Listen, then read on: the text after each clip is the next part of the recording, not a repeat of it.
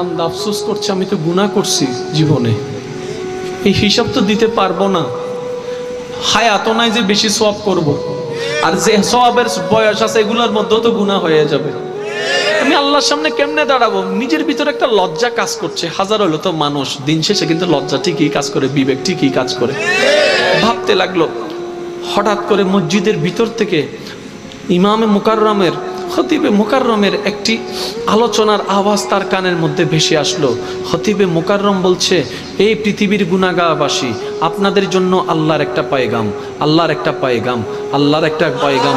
যারা জীবনে গুনাহ করেছেন, যারা জীবনে পাপ করেছেন, যারা জীবনে ভুল করে অন্যায় করেছেন, ইচ্ছায় কিংবা অনিচ্ছায় যারা অতীতকালে গুনাহ করেছেন, আপনাদের জন্য আপনার আল্লাহর পক্ষ থেকে একটি বাণী, আপনার আল্লাহর পক্ষ থেকে একটি শুভ সংবাদ আপনার জন্য। মাইকের আওয়াজটা যখন শুনলেন, মনের মধ্যে তখন অস্থিরতা আরো বেড়ে গেল। বান্দা ভাবতে লাগলো, আমার আল্লাহ আমার মতো গুনাহগারের জন্য কোনো রাস্তা রেখেছেন, কোনো রাস্তা রেখেছেন, কোনো রাস্তা রেখেছেন।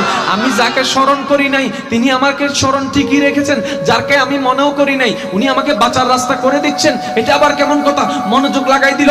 এবার খতিবে মুকাররম যখন ওয়াইজ করতে লাগলেন, তখন হঠাৎ করে একটি আয়াত তেলাওয়াত করতে শুরু করলেন।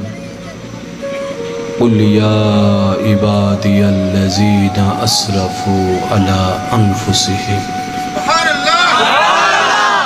লা তাকনাতু মির রাহমাতিল্লাহ